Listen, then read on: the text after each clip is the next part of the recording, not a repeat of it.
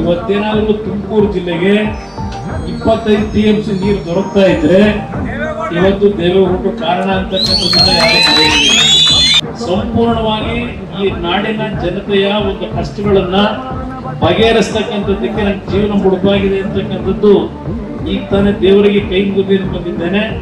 ಅಲ್ಲಿ ಕಲ್ಲಿನ ದೇವರು, ಇಲ್ಲಿ ನೀವು ಕೂತಿದ್ದೀರಲ್ಲ, ನೀವು ನಾನು ನಿಜವಾದ ದೇವರು, ಇದು ನಾನು ಅನ್ಕೊಂಡಿದ್ದೇನೆ.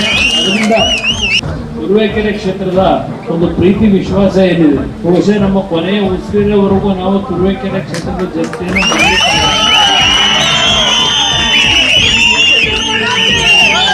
ಸನ್ಮಾನ್ಯ ದೇವೇಗೌಡರ ಬಗ್ಗೆ ಇಟ್ಟಿರ್ತಕ್ಕಂಥ ಒಂದು ಪ್ರೀತಿ ವಿಶ್ವಾಸ ಅವ್ರ ಮಗನಾಗಿ ನಾನೇನಿದ್ದೇನೆ ನನಗೂ ಮುಂದುವರಿಸಿದ್ದೇನೆ.